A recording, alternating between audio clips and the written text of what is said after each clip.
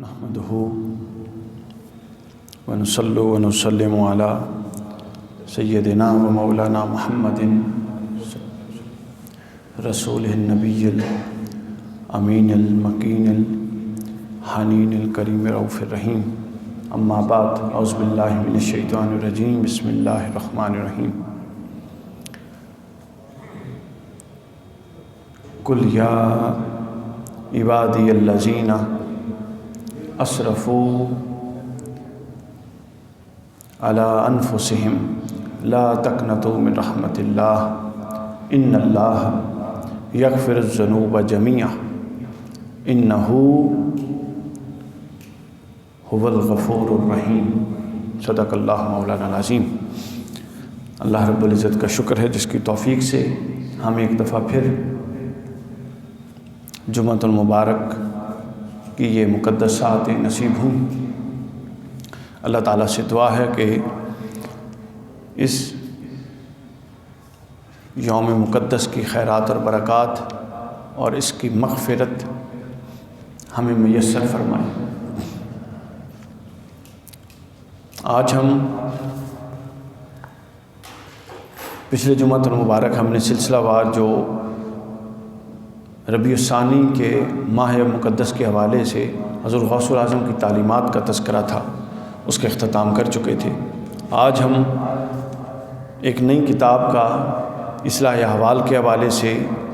روحانی اور باطنی اصلاح کے حوالے سے درس کا آغاز کریں گے، اور وہ کتاب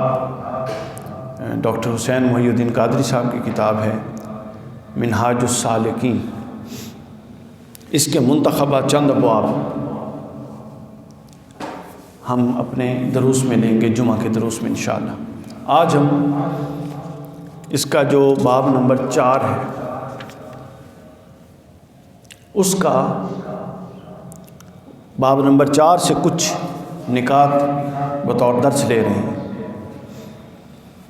اور آج کا جو ہمارا عنوان ہے وہ یہ ہوگا کہ گناہگار بندہ جو گناہ کرتا ہے، جس کے باطن پر، جس کی روح پر اور جس کے قلب پر گناہ کی وجہ سے سیاہی چھا جاتی ہے، اس کا دل صاف نہیں ہے، وہ گناہگار ہے، گناہوں میں لتھڑا ہوا ہے، تو وہ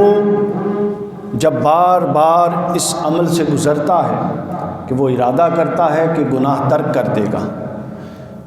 مگر پھر وہ خود پر اختیار نہیں پاتا یا ناقص اختیار پاتا ہے، پھر وہ گناہ میں ملوث ہو جاتا ہے، پھر وہ ارادہ کرتا ہے کہ اب نہیں کرے گا، پھر وہ ملوث ہو جاتا ہے۔ تو گویا بار بار کا یہ کرنا اس کے اندر ایک گمان پیدا کر دیتا ہے، اور وہ گمان یہ پیدا کر دیتا ہے کہ وہ سوچتا ہے کہ میں اتنا گناہگار ہوں اور اتنا بار بار توبہ کر کے، رجوع کر کے توڑ چکا ہوں، تو وہ اپنے تئیں یہ گمان کر لیتا ہے کہ شاید اللہ کی بارگاہ میں اس کی اب توبہ منظور ہی نہیں، مقبول ہی نہیں، کیونکہ میں جتنی دفعہ کر چکا ہوں۔ گویا کہ بادی النظر میں یہ ایک دھوکہ دہی کی بات ہے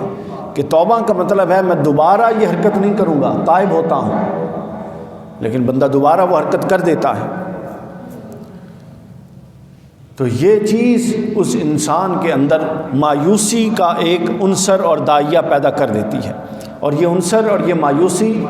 انسان کے اپنے گمان کی بنیاد پر ہے، جو وہ کرتا ہے اپنے عمل کی بنیاد پہ اپنے ساتھ۔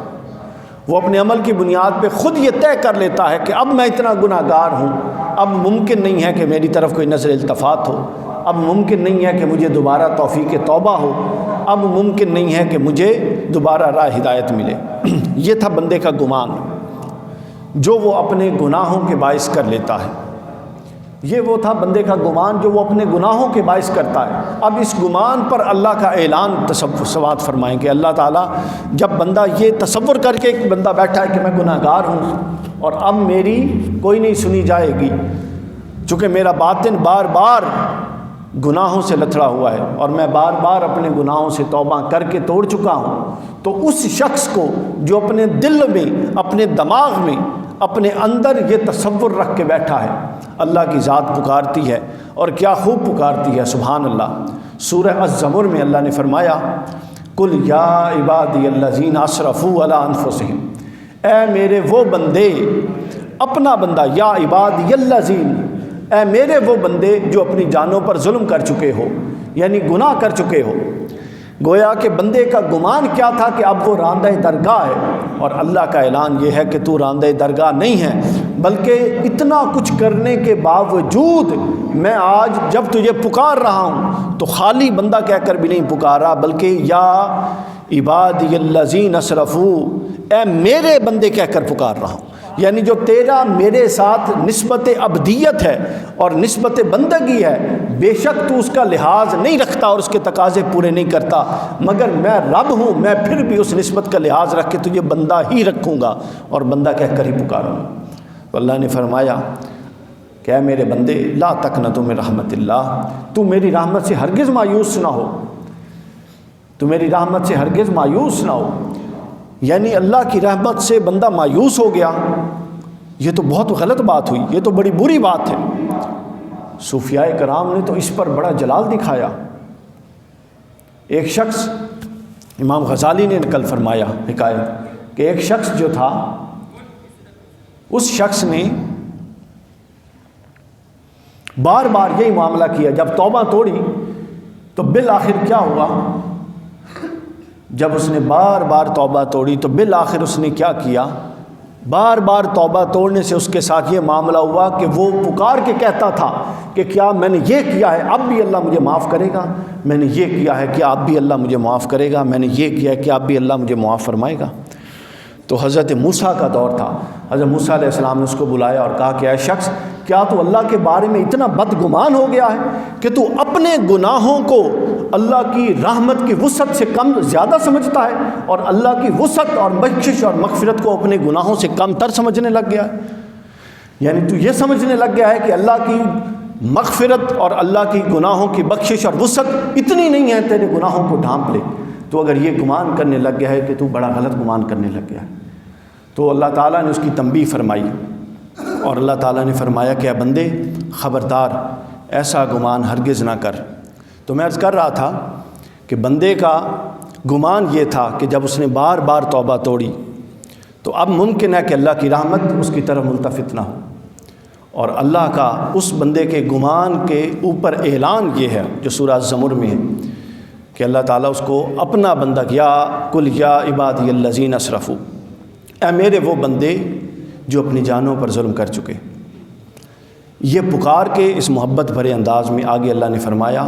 3 اعلان فرمائے۔ بندے کا تو ایک گمان تھا نا کہ اب ممکن ہے کہ اللہ کی رحمت میری طرف متوجہ نہ ہو، کیونکہ میں بار بار اپنے گناہوں کو ریپیٹڈلی کر چکا ہوں اور اپنی توبہ کو توڑ چکا ہوں۔ تو اللہ نے اعلان یہ خوبصورت اور یہ محبت بھرا انداز مخاطب کر کے بندے کو آگے فرمایا، لا تقنطوا من رحمت اللہ، خبردار میری رحمت سے مایوس نہ ہونا۔ دوسرا اس کے ساتھ جوڑ کے، ان اللہ یغفر الذنوب جمیعا، کہ اللہ تو تمام گناہ معاف کرنے والا ہے۔ پھر فرمایا انہ هو الغفور الرحیم، کہ وہ تو بہت بخشنے والا اور بہت زیادہ رحم فرمانے والا ہے۔ تو آپ دیکھیے کہ ایک جو تھا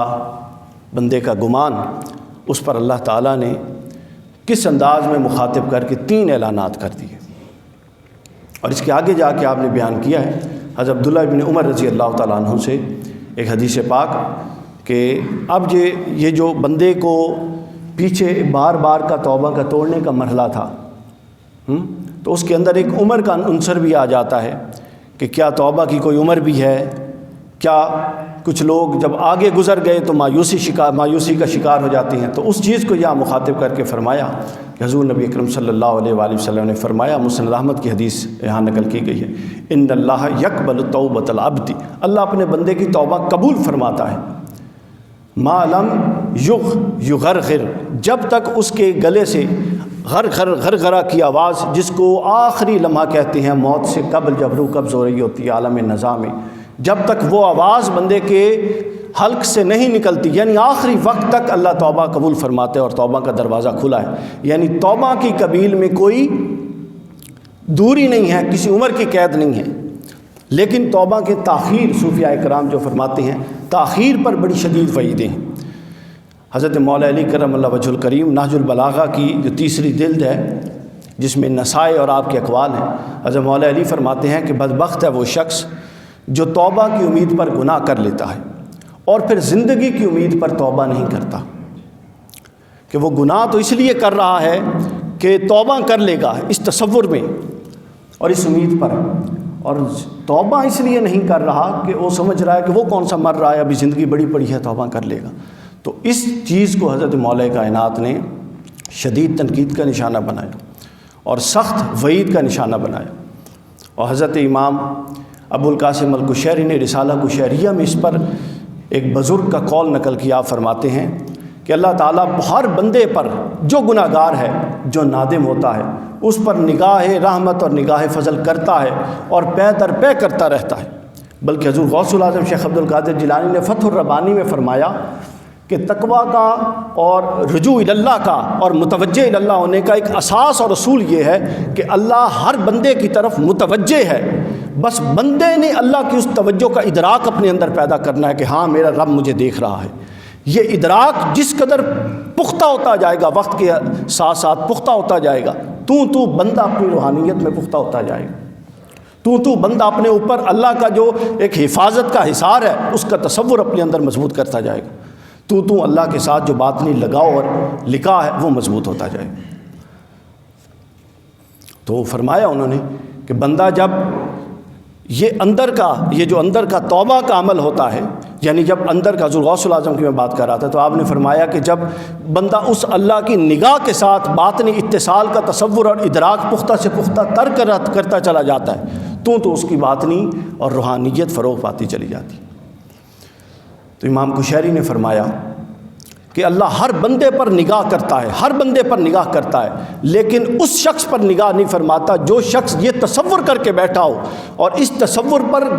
گناہ کیے جا رہا ہو اور اس تصور پر غفلت سے بڑھ کے آگے سرکش ہوتا جا رہا ہو کہ ہاں کسی ایک وقت میں توبہ کر لوں گا، یعنی توبہ میں تاخیر اللہ کی نگاہ سے محرومی کا باعث بنتی ہے۔ یہی اس باب کا عنوان ہے، احساس ندامت اور توبہ کے مراحل۔ اس کے بعد توبہ کے اہم ترین مواقع اس کے اندر بیان کیے گئے، کچھ ایسے خاص اللہ تعالیٰ نے مواقع میسر کی ہیں انسان کو کہ ویسے تو وہ مالک و مختار ہے، کسی بھی وقت کسی بھی حال میں اور کسی بھی ساتھ میں توبہ قبول کر سکتا ہے، یہ انسان کی باطنی کیفیت پر منحصر ہے، مگر اس کے باوجود اللہ تعالیٰ نے اور اللہ تعالیٰ کے رسول صلی اللہ علیہ وآلہ وسلم نے کچھ ایسے مواقع مختص کر دیے ہیں اور بالیقین ان کو بیان فرما دیا ہے کہ ان مواقعوں پر اللہ تعالیٰ بے شک دعائیں قبول کرنے والوں کی دعائیں کرنے والوں کی دعائیں قبول فرماتا ہے، جس میں حضرت انس ابن مالک رضی اللہ تعالیٰ عنہ سے مروی حدیث ہے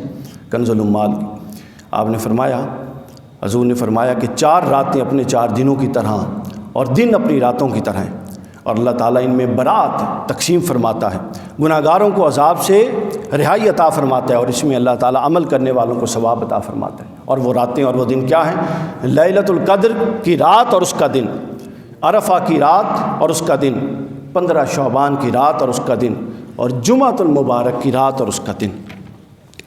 اور بعض علماء نے بھی اور بعض صوفیاء نے بھی اس طرف اشارہ کیا ہے، چونکہ آج جمعہ کا دن ہے، کہ جمعہ کے دن میں اللہ نے ایک ساتھ ایسی رکھی ہے، جمعہ کے دن میں، شب کی تو الگ ہے فضیلت، دن میں ایک ساتھ ایسی رکھی ہے کہ اس ساتھ میں بندہ جو دعا مانگتا ہے اللہ مقبول فرماتا ہے۔ اور صوفیاء نے اور علماء نے اشارہ کیا، اشارہ تعین نہیں ہے، بالتعین یہ چیز نے اشارہ یہ کیا ہے کہ جو جمعہ کے جو 2 خطبے دیے جاتے ہیں، ان 2 خطبوں میں جو مختصر سا وقفہ ہوتا ہے، اس طرف اشارہ ہے کہ وہ قبولیت کی وہ گھڑی ہوتی ہے۔ اس لیے مروجہ ہے صوفیاء کے ہاں، علماء کے ہاں، کہ اس درمیان میں کوئی خاص دعا بندہ اللہ سے مانگ لے تو جمعے سے مراد جو اس حدیث میں بیان ہوئی ہے وہ ساتھ بھی ہو سکتی ہے۔ آگے اس میں بیان کیا گیا جو اگلے توبہ کے قبول ہونے کے، پھر آگے ہر ایک کی تفصیل ہے۔ مثلا شب قدر کے حوالے سے ام المومنین حضرت سید عائشہ صدیقہ رضی اللہ تعالیٰ عنہ، آپ نے رسول اللہ صلی اللہ علیہ وسلم سے پوچھا کہ یا رسول اللہ اگر مجھے یہ میسر آ جائے شب قدر، چونکہ حضور بیان فرما چکے تھے، تو میں کیا کہوں؟ تو حضور نے فرمایا تو دعا کیا کر اللہم انک عفو تحب العفو فاعف عنا، اے باری تعالیٰ تو معاف کرتا ہے اور معافی کو پسند کرتا ہے، پس تو مجھے بھی معاف فرما۔ اسی طرح شب برات کے حوالے سے 15 شعبان کے حوالے سے حضور نبی اکرم صلی اللہ علیہ وسلم نے فرمایا، ابن ماجہ کی حدیث، کہ جب یہ 15 شعبان کی رات آتی ہے تو اللہ تعالیٰ مغرب کے وقت سے یہ آسمان دنیا پر آتا ہے اور ندا دیتا ہے کہ ہے کوئی مجھ سے رزق مانگنے والا، ہے کوئی مجھ سے مغفرت مانگنے والا، اور اس طرح اللہ اگلے دن طلوع فجر تک یہ ندا دیتا رہتا ہے، اور جو اللہ تعالیٰ سے طلب فرما لے اور اس کی ندا اللہ کی ندا کا جواب اس کی دعا بن جائے تو اللہ تعالیٰ پھر اس کی مغفرت فرما دیتا ہے۔ اسی طرح عیدین کی راتوں کی فضیلت کے بارے میں کہ عیدین حضرت عبادہ ابن صامت سے روایت ہے کہ حضور نے فرمایا کہ دونوں جو عیدیں ہیں، عید الفطر اور عید الاضحیٰ، ان کی راتوں میں پڑھی جانے والی نماز اور ان کی راتوں میں کی جانے والی دعائیں اللہ کے ہاں مقبول ہیں۔ یہاں ایک بڑا اہم چیز ہے، یہ چیزیں آپ لوگ جانتے ہوں گے، یہاں ایک بڑی اہم اور نئی چیز سامنے آتی ہے۔ وہ چیز یہاں پر امام غزالی کے حوالے سے بیان کی گئی ہے۔ حضرت امام غزالی فرماتے ہیں، اور یہ ہم میں سے ہر بندے کا رویہ ہے اور ہم میں سے ہر بندے کا ایک طریقہ اور طور طریقہ بن گیا ہے کہ جب کوئی گناہ کرتا ہے تو بجائے اس کے کہ متوجہ ہو توبہ کی طرف، ہم اس گناہ کو اللہ کی رحمت پہ ڈال کے اپنے باطن کو، اپنے اندر کو ایک تسکین دے دیتے ہیں اور مطمئن ہو کے پھر رہے ہوتے ہیں۔ اور ہر دنیا میں ویسے بھی ہر سے بڑے غلط کام کی دلیل موجود ہے، تو ہم ان میں سے کوئی 1 2 4 اپنے لیے پکڑ کے اپنے آپ کو مطمئن کر لیتے ہیں۔ تو انہوں نے فرمایا، امام غزالی نے اس کتاب میں لکھا، تمہارا یہ کہنا کہ اللہ تبارک و تعالیٰ بڑا فیاض ہے اور ہمیشہ مہربانی فرمانے والا ہے اور وہ نافرمانوں کے گناہ معاف فرمانے والا ہے، اس شخص کے ان الفاظ جیسا ہے جو دینی علوم حاصل کرنا تو چاہتا ہے مگر سارا دن سستی دکھاتا ہے، جو اس بات کا تو یقین رکھتا ہے کہ اللہ رزاق ہے مگر اس کے باوجود جاب کرنے کیوں جاتا ہے، کاروبار کیوں کرتا ہے، اگر اس کو اللہ کے رزاق ہونے پر جس کا یقین عقیدہ رکھتا ہے مگر اس وقت تقاضے اتنے ملحوظ ہو جاتے ہیں کہ جاتا ہے، اسے پتہ ہے کہ میں جاب کروں گا یا بزنس کروں گا تو اللہ کی شان رزاقیت کا مظاہرہ جو اللہ نے عالم اسباب میں ایک نظم بنا کے گیا ہے وہ مجھ پر وارد ہو۔ امام غزالی نے فرمایا کہ جب اس معاملے میں انسان اتنا سمجھدار ہے تو پھر جب عمل کا معاملہ آتا ہے، جب کہ اللہ تعالیٰ، اللہ کے رسول خود قرآن مجید کہہ چکا، وَأَن لَيْسَ لِلْإِنسَانَ إِلَّا مَا سَعَىٰ، انسان کے لیے وہی کچھ ہے جو وہ کرے گا، اور پھر خود قرآن مجید سورہ طور کے اندر انما تجزون ما کنتم تعملون، تمہیں صرف اس کی جزا دی جائے گی جو تم کرو گے، اور پھر خود قرآن کہہ چکا ہے ان الابرار لفی نعیم وان الفجار لفی جہیم، کہ بے شک نیک لوگ جنتوں میں ہوں گے اور برے لوگ جہنم میں ہوں گے۔ تو اللہ کے ان بالکل بصراط احکام کے بعد اپنے آپ کو جھوٹی تسلی دینا اور جب گناہ کا دامن پکڑنا ہے تو اللہ کی رحمت کا ایک خود ساختہ تصور خود پر قائم کر لینا، اس حصار سے ہمیں نکلنا ہے۔ یہ ایک اہم نکتہ ہے جو اس حوالے سے بیان ہوا، اور جو اس حصار سے نکل آتے ہیں آگے ہمارے ابواب میں اور اگلے جمعہ کے بیان میں آئے گا، لیکن میں اس کے ساتھ جوڑتے ہوئے ایک بات پہلے بتا دوں کہ جو پھر ان حصار سے اپنے آپ کو نکال کے کامل توبہ کی طرف جاتا ہے، پھر اس کا حال یہ ہوتا ہے کہ توبہ کے بعد اور توبہ کے پہلے کی زندگی کا تقابل دیکھیے۔ حضرت حبیب اعجمی رضی اللہ تعالیٰ عنہ ایک سود کا کام کرتے تھے، سود خور شخص تھے، لوگوں سے تاوان لیتے تھے، ظلم کرتے تھے، زیادتیاں کرتے تھے، یہ زندگی تھی توبہ سے پہلے کی۔ مگر جب کامل توبہ کی زندگی اپنائی اور کامل توبہ کر لی تو اس کے بعد حال یہ تھا کہ جب وہ ایک واقعہ تھا، وہ کسی سے لے کر آئے تھے تاوان کے طور پہ، بکری کا سر لے کر آئے تھے، وہ گھر بیوی نے پکایا، وہ سارا خون بن گیا، چونکہ وہ سود کا مال تھا۔ سائل آیا، سائل نے کہا کہ مجھے کچھ دو، انہوں نے کچھ نہ دیا، تو وہ سارا خون بن گیا اللہ کے امر سے۔ تو بیوی نے لان تان کی، بیوی نے تنبیہ کی کہ یہ کیا کرتے ہو، آپ کا پورا دل اس کیفیت سے بدل گیا، اور حضرت امام حسن بصری کی خدمت میں توبہ کرنے کے لیے آ رہے تھے۔ حضرت فرید الدین عطار نے تذکرۃ الاولیاء میں لکھا ہے کہ جب وہ بکری کا سر لے کے گھر جا رہے تھے تو بچے کہہ رہے تھے کہ اس سے سائے سے بچنا، یہ سود خور اجمی حبیب آ رہا ہے۔ اور جب توبہ کی نیت کر کے محض حضرت امام حسن بصری کی خدمت میں جا رہے تھے تو وہی بچے کہہ رہے تھے کہ اللہ نے ان کے دل میں القاء کر دیا کہ خبردار پیچھے ہٹ جاؤ، حبیب اجمی توبہ کی نیت سے جا رہا ہے، کہیں اس کے سائے پر ہمارا پاؤں نہ پڑ جائے۔ اور پھر وہی حبیب اجمی کے بارے میں آیا کہ حضرت امام حسن بصری انہوں نے خواب میں دیکھا اللہ تعالیٰ کا۔ ایک دفعہ ایسا ہوا کہ حضرت حبیب اجمی نماز پڑھا رہے تھے، اجمی تھے، تلفظ درست نہیں تھا، مخارج ٹھیک نہیں تھے، تو حضرت امام حسن بصری نے آپ کے پیچھے نماز نہ پڑھی، چھوڑ کے چلے گئے، جماعت اپنی الگ پڑھ لی ہوگی۔ تو اللہ تعالیٰ کو خواب میں دیکھا حضرت امام حسن بصری نے زیارت کی، تو اللہ تعالیٰ سے پوچھا کہ باری تعالیٰ مجھے بتا کہ مجھے تیری رضا کہاں سے ملے گی؟ تو اللہ نے فرمایا کہ مجھے اے حسن بصری تجھے میری رضا میسر آئی تھی مگر تم نے وہ موقع گنوا دیا۔ تو وہ پریشان ہو گئے کہ باری تعالیٰ کب وہ موقع تھا؟ تو فرمایا کہ جب تو حبیب اجمی کے اقتداء میں کھڑا تھا تو تیری نظر اس کے مخارج پر رہی، اس کے دل پر، اس کے اخلاص پر نہ گئی۔ اگر تیری نگاہ اس کے اخلاص پر رہتی تو یقیناً اس کی اقتداء تجھے میری بارگاہ میں مقبول بنا دیتی۔ مقبول تو وہ تھے ہی صحیح، مگر جو بندہ توبہ سے پلٹ کر اور کامل توبہ کے ساتھ جاتا ہے اس کا پھر اللہ کی بارگاہ میں یہ مقام ہوتا ہے۔ اللہ تعالیٰ سے دعا ہے کہ ہمارے حال پر لطف و کرم فرمائے۔ وما علینا الا البلاغ۔